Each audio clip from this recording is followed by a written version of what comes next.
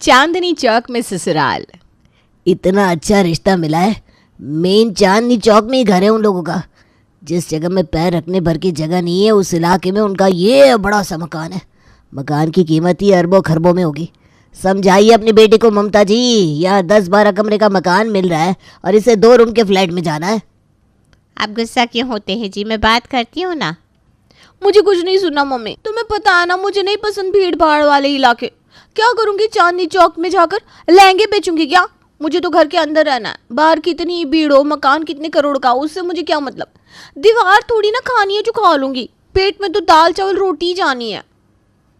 मैंने कुछ नहीं बोला। देख कैसे तूने अपनी बात का जवाब खुद दे दिया। तुझे चाहिए अपना पर्सनल कमरा जहाँ शांति हो, है ना? तो वहाँ लोग तेरे घर के अंदर आकर थोड़ी ना सामान बेचने लगेंगे। तुझे तो घर के अंदर रहना है, अंदर थोड़ी ना शोरगुल आएगा। आगे के हिस्से में मत रहना, ऐसे भी पीछे के हिस्से में कमरे हैं। हमने सब पता कर लिया है, आगे बस टॉयलेट बाथरूम और किचन है। मैं समझ नहीं रही हूँ क्या मम्मी? तुम सब बस बड़ा सा मकान देखकर पगला गए हो। मुझे इस टॉपिक पर कोई बात ही नहीं करनी। परेशान होकर प्रीति लगाती है अपनी सहेली पूजा को कॉल। तू पागल वगल हो गई है क्या? इतने अच्छे रिश्ते के लिए मना कर रही है? ये लो, तुम्हें भी ये रिश्ता अच्छा लग रहा है? तू मेरी साइड है ना कि बहन तूने भी साइड बदल ली है? साइड बाइड का पता नहीं, मैं तुझे वही बता रही हूँ जो जेन्युइन बात है।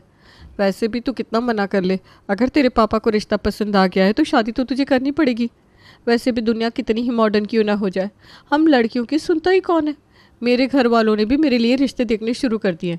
तेरी शादी अगर चांदनी चौक में हो गई ना बहन, तो प्लीज़ मेरी शॉपिंग करवाने में मदद कर देना। यहाँ लहंगे इतने महंगे हैं कि क्या बताऊँ। लड़का भले ही अपने मन का ना मिले, लहंगा तो कम से कम अपने मन का ही पहनूंगी ना मैं। सच में कर लो क्या शादी? अरे तू चांदनी चौक को छोड़, लड़की से बात कर, हो सकता है तुझे लड़का पसंद आ जाए। एक काम करना, तू मेरे घर पर आ जा, हम दोनों मिलकर उसकी फेसबुक प्रोफाइल देखते हैं। पूजा भी पूरी तरह से प्रिया को कन्विंस करने की कोशिश कर रही थी, क्योंकि ममता ने उसे अच्छी तरह से धमकाया था। दोनों सहेलियां कमरे में बैठी हुई थी, तभी इमोशनल अत्याचार करने ममता आंखों में पानी लिए वहां आती है। तू ही समझा पूजा, इसे मैं तो समझा कर थक गई।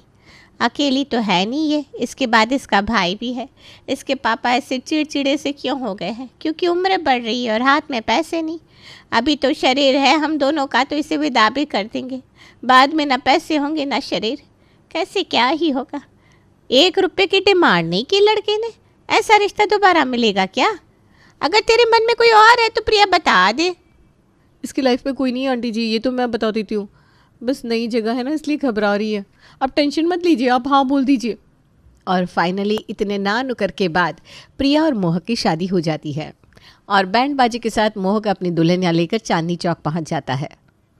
अरे भैया ज़रा थम तो लो, ये कहाँ बड़े जा रहे हो? ज़रा ऊपर भी देख लो, छतरी तारों में फंसी जा रही है। और इन तारों में मेरे दुकान की बिजली का भी तार है। अगर बिजली गई तो इलेक्ट्रिशियन को बुलाकर काम आपको करवाना होगा। मोहक को घोड़ी से उतरना पड़ता है, क्योंकि दूल्हे के सर पर तनी हुई छतरी बिजली के तारों में कट गई थी। पूरी एंट्री बेकार हो गई। ऐसे पैदल ही घर जाना था तो मैं कार से ही नहीं आ जाता क्या? पूरे रास्ते में पटाखे की लड़ी लगाती थी मोहक। ऐसे ही नहीं तो वैसे ही ग्रैंड एंट्री तो हमारी होगी। अब दुल्हनिया ने अर्ज किया हो तो देवर जी पटाखे कैसे ना लगाते। शादी में आए मोहन के दोस्त फौरन पटाखे की लड़ियां मोहक के घर के बाहर लगा देते हैं, और जैसे ही पटाखे फूटते हैं वहां लग जाती है भीड़। अरे ये क्या हो रहा है? पता नहीं है क्या? दिल्ली है ये, दिल्ली। पटाखे फोड़ने अलाउड नहीं है, परमिशन लिया था क्या थाने से? अरे थम जा सुनीत, थम जा। मेरे दोस्त है, बाहर से आए हुए हैं, उनको पता नहीं है, लगा दी लड़ी। अरे तेरे दोस्त है इसलिए बात खत्म कर रहा हूँ भाई, वरना ये चिंगारी अगर मेरे दुकान में चली जाती तो मुझसे बुरा कोई नहीं होता। ये तो खुद की समझ की बात है। एक तो पहले ही दिल्ली में इतना पोल्यूशन है, उसके ऊपर से पटाखे भी फोड़ दिए। लगता है लड़की के प्यार में बावला हो गया है मोहक। अरे तो अच्छी बात है ना, अपनी बीवी पर बावला हुआ है। तुम्हारे पति की तरह दूसरी औरतों पर बावला होता नहीं फिर रहा मेरा मोहक। अपने बेटे की शादी नहीं हो रही इसलिए दूसरे की खुशी से प्रॉब्लम हो रही है। और दरवाजे पर ही हो जाती है बहस शुरू। हे भगवान, पहले तारों को लेकर लड़ाई, अब पटाखे को लेकर। ससुराल पहुंची भी नहीं कि मम्मी जी से पड़ोसियों का कलेश शुरू हो गया। थोड़ी भी देर और ये झगड़ा झंझट चला तो मैं तो बेहोश होकर गिर पड़ूंगी। छोड़िए ना मम्मी जी, किस किस की बोलती बंद करेंगे आप? कुत्ते हैं, भौंकने दीजिए ना। यह हुई ना मेरी बहू वाली बात। बिल्कुल ठीक कह रही है बहू। तो चल मैं गृह प्रवेश की तैयारी करती हूँ।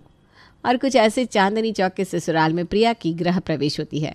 सारी रस्मों के बाद प्रिया अपनी सास के पास जाती है। क्या पहन लूँ मम्मी जी? अभी तो सब मुंह दिखाए के लिए आएंगे ना। क्या पहन लो मतलब? टी शर्ट ट्राउज़र लेकर आई है ना, वही पहन ले। ज़्यादा ताम झाम करने की ज़रूरत नहीं है। अब इन लोगों को क्या दिखाया जो हमारी खुशी से जल रहे हैं। लगा था आप मुझे सज धज कर मूर्ति की तरह तैयार होने को कह देंगी मम्मी जी, पर आप तो बहुत ही चिल निकली।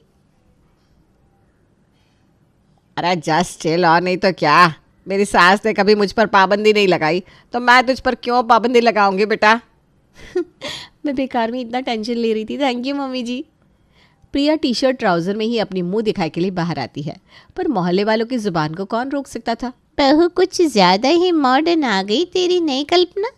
छोटे शहर की लड़की थी तो हमें लगा तहजीब में रहेगी, पर चांदनी चौक आते इसके तो पर खुल गए। अरे बेटा, सिंगापुर नहीं आई, तू चांदनी चौक आई है। सिंगापुर में इतने फुल कपड़े थोड़ी ना पहनाए जाते हैं मोना, तू भी ना। लगता है तू कभी सिंगापुर नहीं गई। भाई साहब को बोल ले जाए। और प्रिया कल्पना की बहू है तो मॉडर्न तो होगी ही। और तुम सबको मैं कह देती हूँ, मेरी बहू कुछ भी पहने मुझे कोई दिक्कत नहीं है। तो यहाँ सब तुम तितलियों को अपनी ज़ुबान खोलने की भी ज़रूरत नहीं है। जा बहू, तू सभी के लिए ज़रा चाय नाश्ता बना दे, वरना यह सब कहेंगे बहू के हाथ का बिना कुछ खिलाए कल्पना ने भेज दिया। प्रिया मुस्कुराते हुए रसोई में जाती है और चाय नाश्ते की तैयारी करने लगती है। भाई गॉड, मोह की फैमिली इतनी अच्छी होगी मैंने तो कभी सोचा ही नहीं था। ये सास है?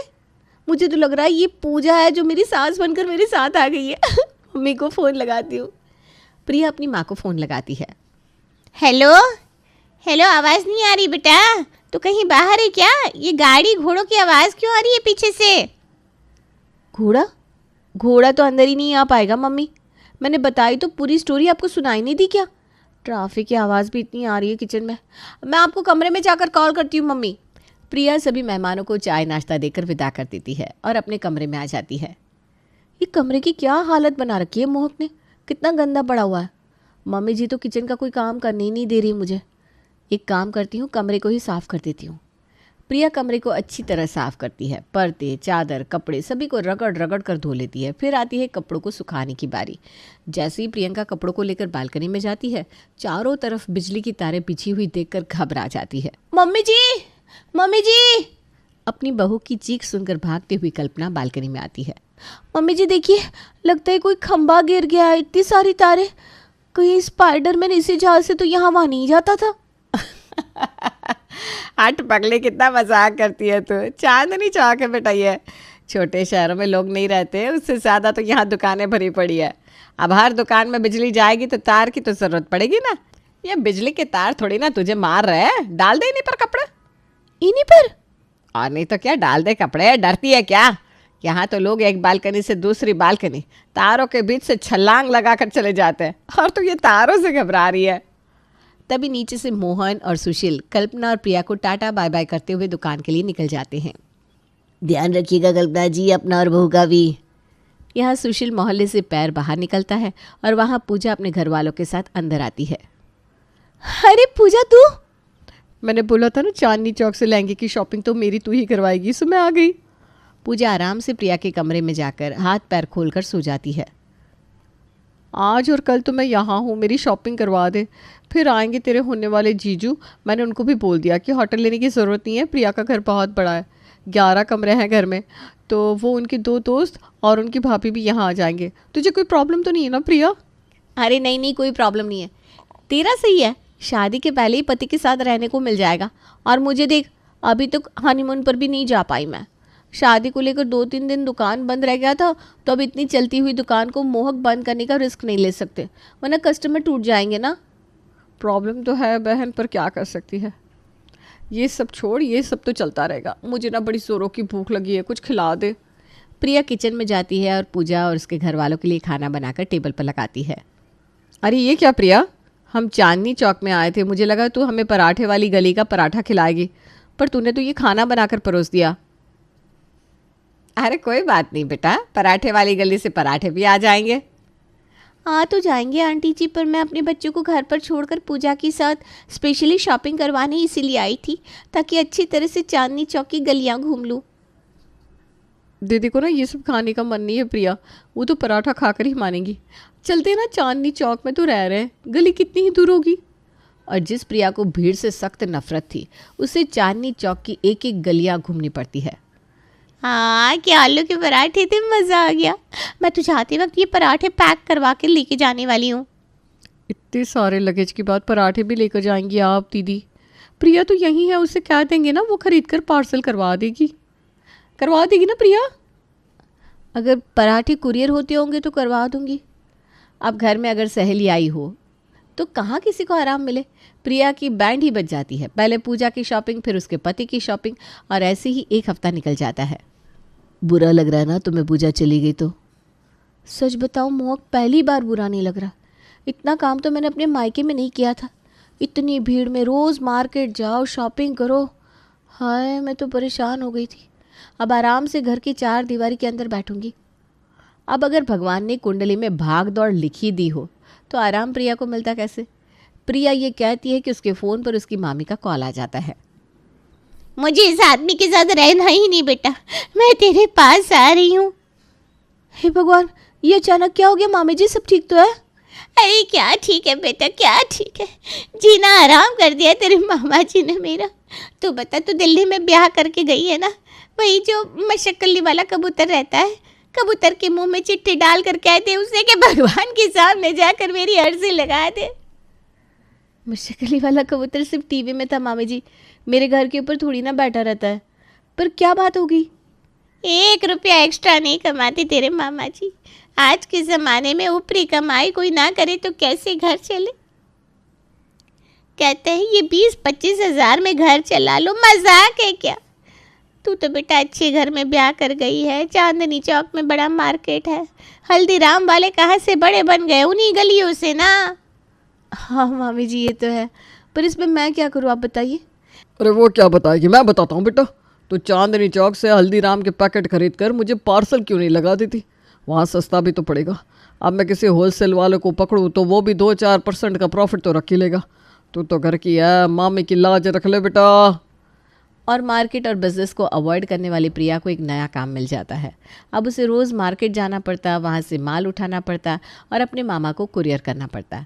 अब अगर मामा का काम कर रही हो तो चाची दादी ना परेशान करे, ऐसा कैसे हो सकता है। प्रिया को कॉल आता है उसकी माँ का। मुझे लगा था अच्छे घर जाएगी तो सबसे पहले अपनी माँ का उद्धार करेगी, पर तू तो यहाँ मामा मामी की हो चली। तेरी चाची के लिए तूने सूट पीस भिजवा दिया। अरे अपनी भाई की भी तो सोच ले, 25 का हो गया है, कोई काम धंधा नहीं करता, मसाले तो बड़े सस्ते मिलते हैं चांदनी चौक में। भेज दूँ क्या तेरे भाई को? भिजवा दूँ तेरे पास, काम समझा देना उसे। अरे मम्मी यार, आप सबने तो मुझे ही बिजनेसमैन समझ लिया है। मैं मार्केट में थोड़ी ना बैठी रहती हूँ। ऐसे भी मुझे चांदनी चौक में शादी नहीं करनी थी। एक तो आपने ज़बरदस्ती शादी करवाई, अब ये हर रोज़ का ड्रामा। अरे तो इतना पढ़ाया लिखाया क्यों था हमने तुझे? कॉमर्स से पढ़ी है ना तू? मसाले के बारे में पता कर, कहाँ मंडी है, कितने रेट में मसाले मिलेंगे और वहाँ से भिजवा दे। नहीं तो ज़रूरत पड़ी तो तेरे भाई को भेजूंगा यहाँ। और हाँ बेटा, ज्ञानी का रबड़ी फालूदा याद से भिजवा देना। तू अगर पूजा के लिए पराठे वाली गली का पराठा भेज सकती है तो हमारे लिए रबड़ी फालूदा तो भिजवा ही सकती है। प्रिया अब धीरे धीरे चिढ़ने लगी थी। उसके सास ससुर पति तो अच्छे थे, पर उसके मायके वालों के तरह तरह के प्रेशर ने उसे परेशान कर दिया था, और ये फ्रस्ट्रेशन अब उसका ससुराल पर निकलने लगा। न मोह के लिए शादी के हाँ की होती, न मुझ पर प्रेशर आता। पता नहीं क्यों मैं यहाँ शादी करके आ गई। एक तो दिन भर घर में शोर आता रहता है और ये फ़ोन अलग ही बजता रहता है। अपनी बहू को इस तरह से बदला बदला देख कल्पना उसके कमरे में 2-4 लड़कों की तस्वीर लेकर आती है। ना तुम मोहन से बात करना चाहती हो, ना ही मुझसे नज़रें मिलाती हो। तुम्हें क्या लगता है मैं नहीं समझ रही? मुझे यहाँ घुटन जैसा लगता है मम्मी जी। तो तुझे आज़ाद करने ही तो आई हूँ मैं। ये 4-5 लड़कों की तस्वीरें छांट कर लाई हूँ। मुझे जो समझ में आई बाकी तू देख ले। अगर तू यहाँ से अपने मायके जाएगी तो जैसे समधी जी है वो तो तुझे अपने पास रखने वाले नहीं। इससे अच्छा है कि अपनी पसंद के लड़के को देखकर ब्याह कर यहाँ से चली जा। क्या? अरे कहीं रहकर दुखी रहने से अच्छा है ना कि उसी जगह को ही छोड़ दिया जाए बेटा। तुझे लग रहा है कि तू गलत ट्रेन पर सवार हो गई है, तो जितनी जल्दी उससे उतर जाए उतना अच्छा है। वरना अगर तू ऐसे उखड़ी उखड़ी रहेगी ना तो मोहन भी टेंशन में रहेगा, फिर वो क्या ही काम धाम कर पाएगा। 2 मिनट के लिए तो प्रिया समझ ही नहीं पाती कि उसकी सास क्या कह रही है, पर कल्पना भी अपनी बहू पर दूसरी शादी का जोर बनाए रखती है और यहाँ तक कि एक परिवार को मिलने के लिए भी बुला लेती है। सुशील और कल्पना प्रिया के माँ बाप की तरह आए हुए मेहमानों की खातिर करते हैं। आओ प्रिया बेटा, लड़के से बात कर लो। प्रिया करण से बात करने कमरे में जाती है। मुझे पता चला आपको शांत माहौल पसंद है, जहाँ शोर शराबा ना हो। मेरा घर आपके लिए बिल्कुल परफेक्ट है। मेरी मम्मी से पूछिए दुनिया क्या होती है, मम्मी ने दुनिया देखी नहीं, क्योंकि किचन से कमरा, कमरे से किचन। नहीं मतलब इतना भी नहीं, कभी कभी मार्केट तो जाएगा ना आदमी, मतलब घूमने फिरने। ये तो 2 बातें कर दी आपने प्रिया जी, ऐसे थोड़ी ना होता है। या तो इंसान पूरा मॉडर्न होता है या पूरी तरह देहाती। जिन्हें शांति चाहिए होती है उन्हें फिर शांति मिलती है। अब मेरे पापा जी को ही देख लीजिए, वो पूरा ब्रह्मांड घूम लेते हैं और मम्मी घर के बाहर पैर भी नहीं रख सकती। और ठीक भी है ना, लड़कियों को ज़्यादा छूट देनी भी नहीं चाहिए। उठो, चलो उठो और सीधा अपने माँ बाप को लेकर उसी रसोई में चले जाओ। रोटी बनाने के लायक हो तुम, बढ़ाया। और इस रियलिटी चेक के बाद प्रिया के होश ठिकाने आ जाते हैं। मैं जिस ट्रेन में चढ़ी हूँ वही मेरा ट्रेन है मम्मी जी। मैं सच में पागल हूँ जो सिर्फ प्रॉब्लम देख रही थी। सॉरी मोहक जी, सॉरी ऐसी लड़की को इतने दिनों तक बर्दाश्त करने के लिए, पर अब मैं बिल्कुल वही बनकर दिखाऊंगी जो आप चाहते हैं। और कुछ इस तरह प्रिया अपने चांदनी चौक के ससुराल में पूरी तरह रम जाती है।